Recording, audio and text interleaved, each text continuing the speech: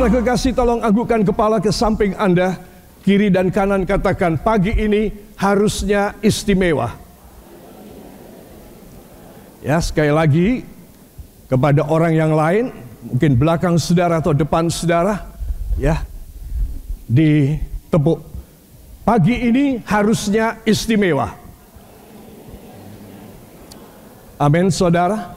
Dan saya yakinkan saudara, keistimewaan apa yang Tuhan mau beri dalam hidup kita, itu tergantung bagaimana saudara menghampiri tahta Allah.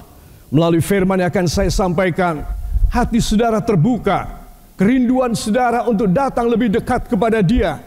Bukan hanya seminggu sekali di hari Minggu ini saja, tapi ikrar saudara, komitmen saudara, bahwa saya akan mau lebih dekat kepada Tuhan di tahun ini. Yang mau demikian, beri tepuk tangan bagi dia. Haleluya. Saudara, seringkali kita berkomitmen hanya sebentar. Kata komitmen itu mengikat, ya, suatu ikatan, ya, dari kata to commit. Artinya saya menyerahkan hidup untuk saya titik-titik. Apa yang saya komit, ya, saudara. Jadi seorang yang komit kepada Tuhan, dia harusnya terikat seumur hidup. Bukan untuk sementara selama dia ada di dalam gereja. Setelah keluar, dia sudah berbeda lagi. Ya, itu tidak ada komitmen. Itu sebab anak-anak Tuhan, saya ingin mengajak semua saudara, orang yang berkomitmen sajalah. Maka di tahun ini dan seumur hidupnya, Tuhan akan ambil alih, taking care, akan ambil alih dan memelihara orang ini. Saudara, bagaimana Tuhan tidak mau ambil alih? Ini orang komit sama Dia. Saudara, itu sebab semua katakan, yang paling penting selain iman saya adalah komitmen saya kepada Tuhan Yesus sampai mati. Amin. Haleluya. Itu sebab selama kita dikasih hidup dalam tahun ini, saudara dan saya masih punya kesempatan, kesempatan kita untuk kita mengalami pemeliharaan Tuhan. Tidak satu hari pun Dia akan meninggalkan saudara. Tidak satu hari pun atau sejam pun atau semenit pun Dia meninggalkan saya dan Anda. Itu harus dipegang. Saudara harus berkata dalam hati saudara, selama aku komitmen kepada Tuhan, aku pasti tidak akan pernah ditinggalkan oleh Dia, walau sedetik pun.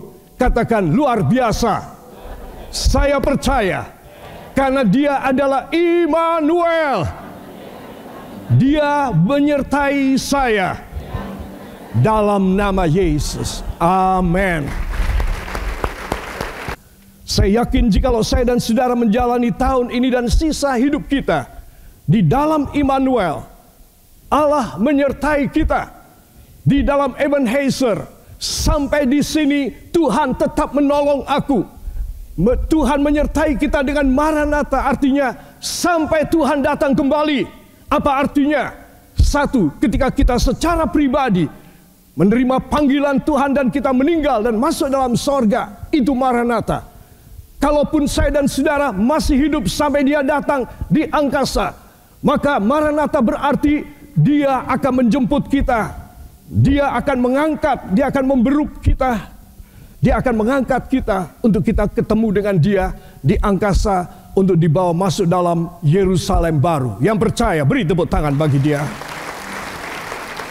Saudara, dari 3 kosakata ini, saudara akan mendapatkan hal yang dahsyat sekali. Katakan, hal-hal dahsyat saya inginkan tahun ini terjadi dalam pribadi, dalam keluarga saya. Saudara, ini tidak main-main. Kata-kata saudara sebagai satu permohonan, sebagai satu challenge, tantangan kepada Allah. Ini bukan kata-kata sia-sia, tetapi ini kata-kata yang membawa berkat, mujizat, penyertaan ilahi yang dahsyat dalam hidup saudara.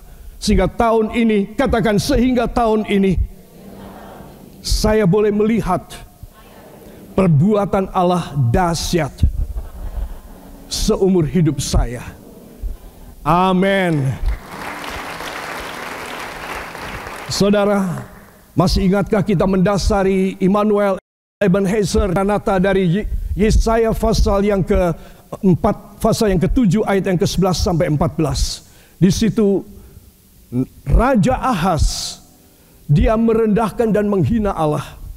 Yesaya berkata, "Raja, daripada kamu membayar tentara bayaran dan kamu mengadakan aliansi dan sekutu dengan tentara-tentara yang tidak takut kepada Tuhan, dengan raja-raja yang menyembah berhala, kenapa engkau tidak minta kemenangan dari Tuhan?" Apa jawab raja yang sombong ini? Dia berkata, "Enggak, aku enggak mau ngerepotin Tuhan." Saudara, kata-kata yang sangat sembrono. Aku enggak mau ngerepotin Tuhan. Aku masih punya uang, aku masih punya emas untuk aku bisa menyelenggarakan satu peperangan ekspansi negara yang akan membawa hasil jajahan, yaitu Israel dan Yehuda akan aku kuasai. Saudara-saudara, di sini kita melihat bahwa kesombongan orang, kesombongan saya, kesombongan saudara tidak bakal menurunkan kuasa dan berkat apapun. Hanya orang yang rendah hati, hanya orang yang berserah kepada Tuhan, hanya orang yang menyerahkan sisa umur hidupnya, mempunyai komitmen yang kuat kepada Tuhan Yesus. Hanya dialah yang akan mewarisi kerajaan Allah di bumi. Dan ketika dia meninggal, dia akan masuk dalam sorga. Amin. Katakan, saya harus sedemikian itu. Saya harus sedemikian itu. Demi nama Yesus. Amin. Pagi hari ini, kemarin Tuhan memberi kepada saya subtema yang pertama untuk tema kita, Immanuel, Ebenezer, dan Maranatha. Subtema yang pertama kita adalah Immanuel, baharui pikiran dan emosi. Saudara, dua kosakata, dua intisari dari ilmu psikologi dan filosofi adalah pikiran dan emosional. Saudara, semua orang hidup punya dua hal ini. Ya saudara, pikiran ada di otak. Ada pada brain kita, pada memori kita. Emosi ada pada feeling, perasaan kita. Ada pada jiwa kita. Rasa senang, rasa damai, rasa happy, rasa marah, ya, rasa geram, cemburu, itu ada pada jiwa, saudara. Nah, dua hal ini, saudara, kita harus minta dibaharui. Diapain? Dibaharui. Ya, saudara, saya dan saudara pakai pikiran dan pakai emosional kita yang sudah kedaluarsa tahun kemarin. Maka itu tidak menghasilkan apapun dalam hidup saya. Tidak menghasilkan apapun dalam hidup saudara.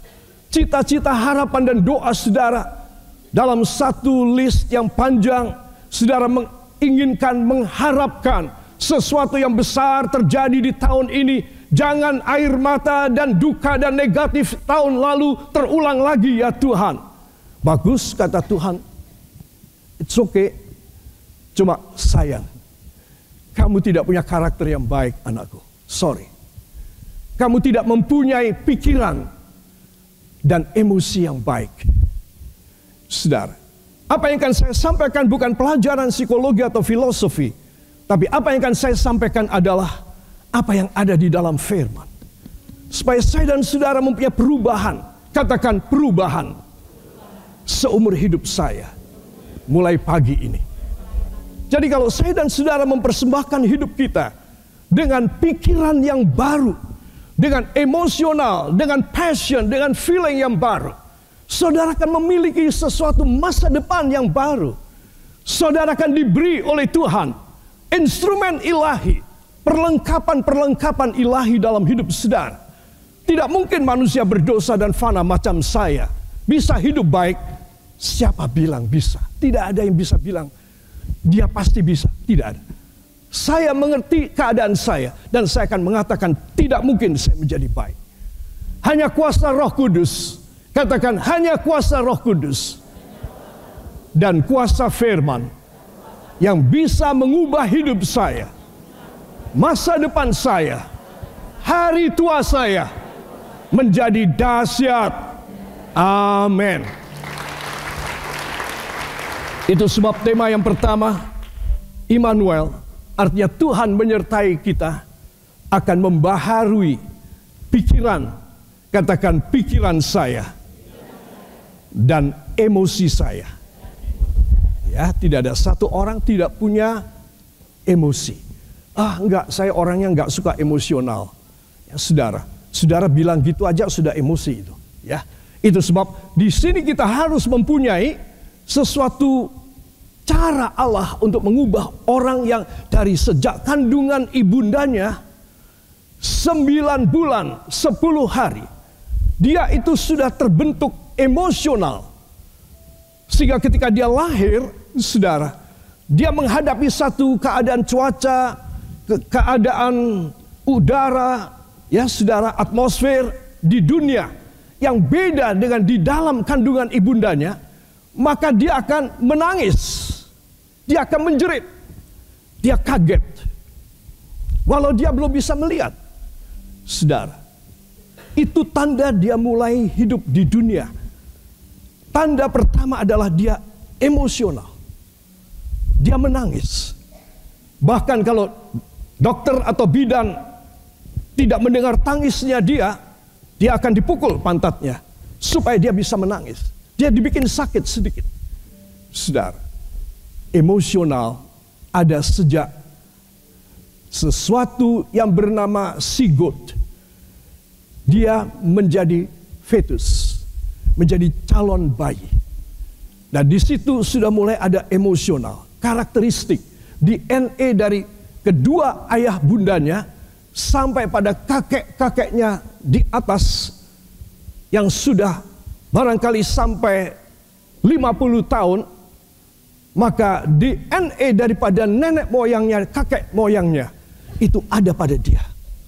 Saudara bisa bayang, semakin dia keturunan kesekian, semakin banyak jahatnya daripada baiknya. Karena dia mendapatkan keturunan DNA satbaka dari para leluhurnya, saudara.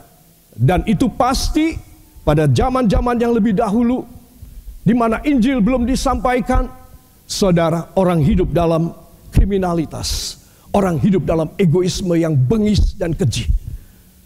Nah, anak ini ketika dia lahir, maka dia sudah memiliki sifat-sifat dari nenek dan kakek moyangnya, bukan hanya kedua orang tuanya saja.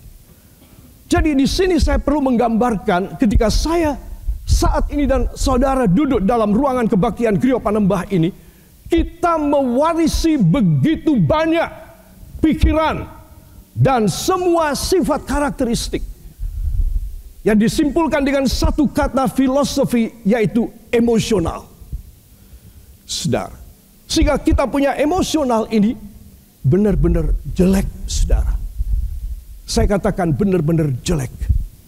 Kalau saya tidak dirubah, saudara tidak dirubah, maka kejelekan yang kita miliki dari sejak kita lahir, bahkan sejak kita di kandungan, itu akan menghasilkan perbuatan-perbuatan dosa dan kriminal yang sangat keji. Tahun ini saya masih hidup dengan cara, dengan paradigma dan parameter tahun-tahun kemarin. Saya nggak ada perubahan. Bahkan hal yang lebih jelek bisa terjadi pada saya. If today, while I'm walking this year all together with you, without any changing in our life, without the touching of the power of God through the Holy Spirit and the words of God, then my life is just vain this year or until I die. I cannot be fruitful. I cannot do the good things before God and the people. Saudara, perubahan harus ada. Supaya apa? Supaya hidup saya, pikiran, dan emosi saya dirubah oleh Tuhan. Yang setuju beri tepuk tangan bagi Tuhan. Angkat tangan kanan saudara, taruh tangan kiri pada jantung saudara, ikuti doa saya. Ya Allah Roh Kudus, ya Allah Roh Kudus, pagi hari ini tolong beri perubahan, jamah pikiran dan emosi hamba. Dalam nama Yesus, pembaharuan ilahi, pengudusan terjadi pada hamba. Dalam nama Yesus, amin. Siapa lagi yang bisa mengubah saya? Ini pertanyaan besar yang harus saya jawab dengan mengangkat dua tangan saya ke sorga. Tuhan, hanya Engkau saja yang bisa mengubah. Hanya Engkau bisa mengubah pikiran dan emosional hamba. Supaya karakter sifat Tuhan ada masuk dalam hidup hamba sepanjang tahun ini. Bahkan seumur hidup yang tersisa. Yang masih kau jatahkan. Ini segini umurmu kepada hamba. Saudara, kalau saudara setuju bersama dengan saya, saudara bisa cepat menangkap firman yang saya sampaikan. Tetapi kalau saudara masih berkonsultasi dengan kedagingan saudara, dengan rasio cengli saudara, saudara engkau enggak akan pernah ambil keputusan yang baik. Itu sebab pagi hari ini, katakan pagi hari ini, hanya satu hal yang saya mau beri sebagai komitmen saya kepada Tuhan Yesus, yaitu saya harus dibaharui. Immanuel akan membaharui pikiran saya, dan emosional saya. Dalam nama Yesus terjadi demikian. Amin. Ya saudara, ini topik yang penting. Kalau tidak, saudara di rumah gegeran terus. Ada kata emosi di sini, oke? Saudara akan selalu curiga, anak saudara, anak kepada orang tua, suami kepada istri dan sebaliknya, orang tua kepada anak, kepada karyawan, kepada kolega, kepada semua famili jauh sekalipun. Ya, saudara tidak akan pernah mempunyai pikiran positif. Dan orang yang selalu pikiran negatif, dia punya hidup akan negatif. Itu bukan hukum karma. Itu adalah ketentuan Allah. Katakan ketentuan Allah. Dalam Alkitab saya. Oke. Jadi kalau saya dan saudara, kita selalu pikirannya negatif. Ya saudara, orang bilang negative thinking. Maka saudara hidupnya memang negatif. Karena saudara mikirnya itu. Pikiran itu mengubah pola hidup saudara. Hormonal saudara. Ya. Filosofi falsafah hidup saudara, kebiasaan habitual saudara akan berubah karena pikiran saudara. Itu sebab tidak ada hal yang lain yang bisa mengubah nasib saya, nasib saudara. Kalau kita merasa nasib kurang bagus, gimana cara mengubah nasib?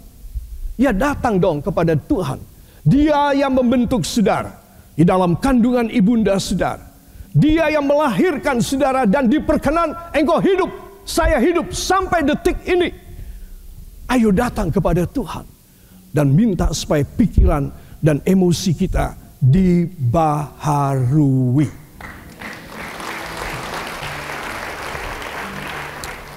Seperti Daud, bukan seperti malaikat.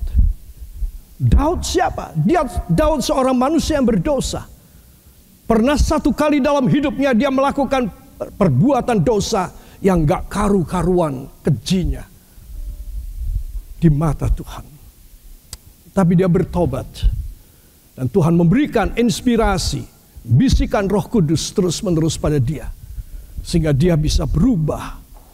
Satu kali dia dalam keadaan yang galau jiwanya. Seperti yang tadi kita sudah baca.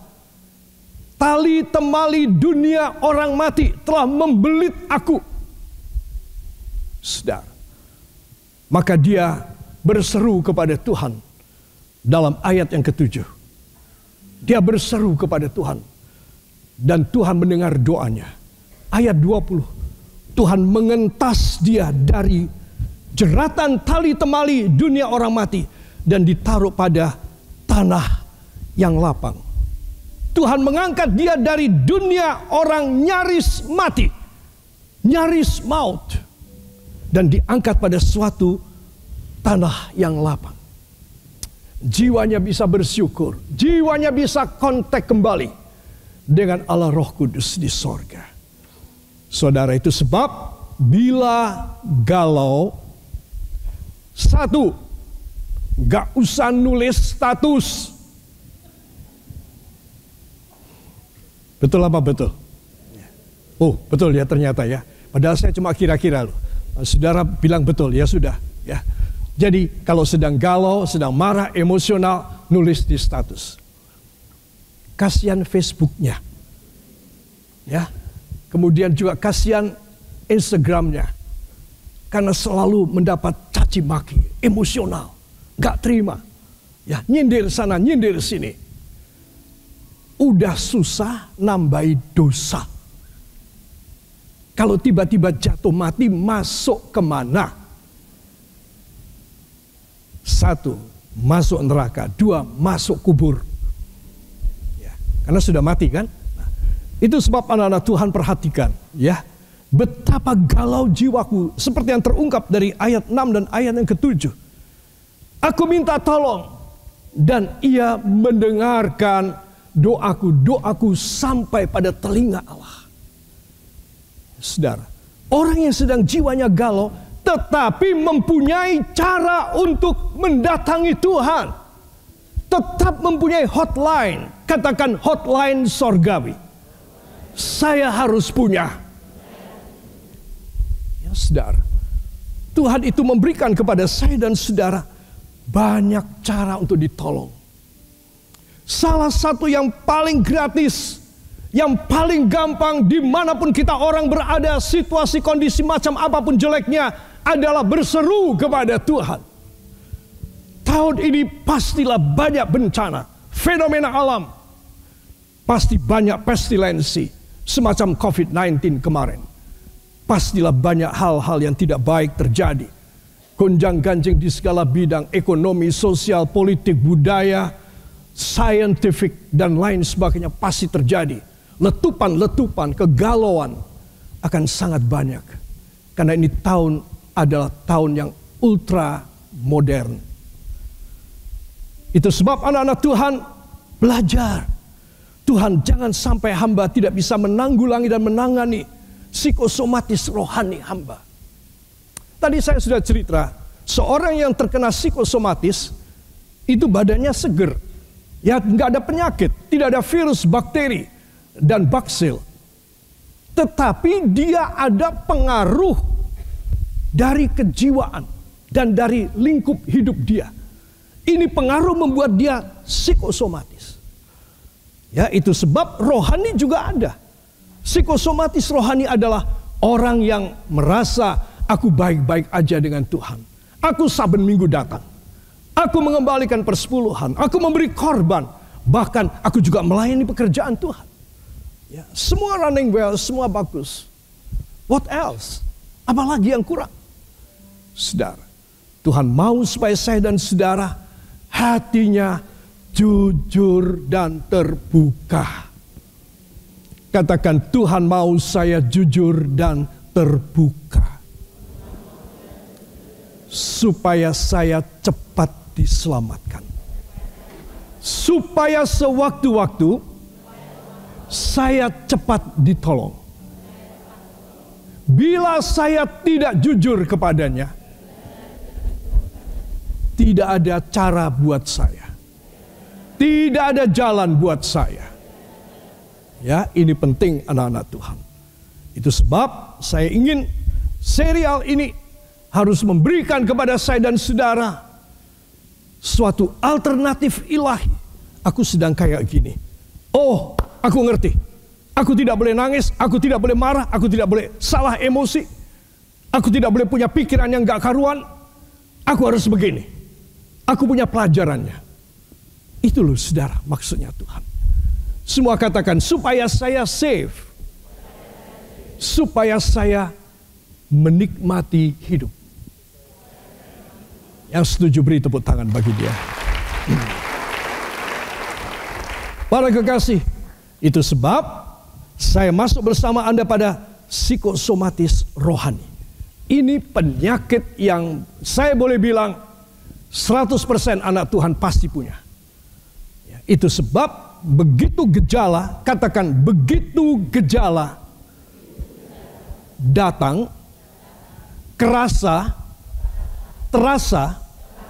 saya harus bertindak. Saya tidak boleh diam. Saya harus bertindak. Saya berseru kepada Tuhan, membangun hubungan yang harmonis dengan Dia. Amin. Para kekasih, berikut ini saya ingin mengajak semua saudara untuk melihat sedikit tentang psikosomatis dan juga segi rohaninya. Adalah kondisi ketika pikiran atau emosi. Nah ini, maka itu subtema kita yang pertama adalah pikiran dan emosi dibaharui oleh Immanuel. Katakan pikiran saya dan emosi saya harus dibaharui oleh Sang Immanuel. Tuhan yang menyertai saya, yang bernama siapa? Tuhan Yesus Kristus. Beri tepuk tangan bagi Dia. Saudara, faktor-faktor penyebab ada 4 faktor, ada 4 klaster grup yang besar. Yang pertama, kecemasan, stres, dan depresi. Karena sudah lama dia ngalamin, gak ada perubahan, ya. Bahkan semakin hari, semakin bulan dia merasa makin tertekan, maka dia akan menderita psikosomatis dan tidak tertutup kemungkinan dia menderita penyakit-penyakit yang berat dalam hidupnya. Kedua, faktor sosial dan ekonomi. Saudara, memang pada urutan nomor 2 ini, uang, harta, itu sangat berperan. Saya tidak mengatakan bahwa orang yang tidak punya uang, tidak punya harta, tidak punya properti adalah orang yang psikosomatis. Tidak semua. Saudara, kalau kita melihat orang-orang dalam kekurangan, barangkali mereka lebih happy, mereka lebih enjoy dengan hidup kekurangan mereka ketimbang seorang kaya di dalam kota kita. Kenapa kok bisa begitu ya? Nah, itu tergantung bagaimana dia memanage, dia mengatur, dia mengelola emosi dan pikiran dia. Saudara, apalagi seorang anak Tuhan, kalau sampai nggak bisa mengelola emosi dan pikirannya, ya itu salah banget. Dia mempunyai, katakan, saya mempunyai cara ilahi dari sorga. Mungkinkah saya terpuruk, tidak bisa menghandle keadaan jiwa saya? Tidak mungkin. Ya, karena saudara punya firman. Jadi saudara harus yakin kalau faktor sosial, ekonomi, pendidikan, ya saudara merasa, saya merasa, aduh aku begitu rendah ya. Aku nggak berani melihat ke atas, aku nggak berani mendongak, aku nggak berani berjalan seiring dengan orang-orang yang sukses dan kaya. Saudara, engkau semakin menyiksa jiwamu, makin ketekan. Semua orang harus besar hati, karena pagi ini Tuhan memberi cara kepadamu. Bagaimana engkau bisa dilepaskan, bagaimana engkau bisa berkemenangan, bagaimana engkau bisa meraih masa depan. Kalau saya dan saudara tidak mempunyai satu perubahan, ya saudara akan terus tertekan jiwa saudara. Saudara merasa orang lain itu lama-lama, orang lain itu jahat sama saudara. Padahal dia tidak bikin apa-apa. Kenal pun enggak sama saudara. Apa yang terjadi? Saudara engkau mempunyai psikosomatis rohani. Kegalauan. Yang bukan karena faktor orang lain.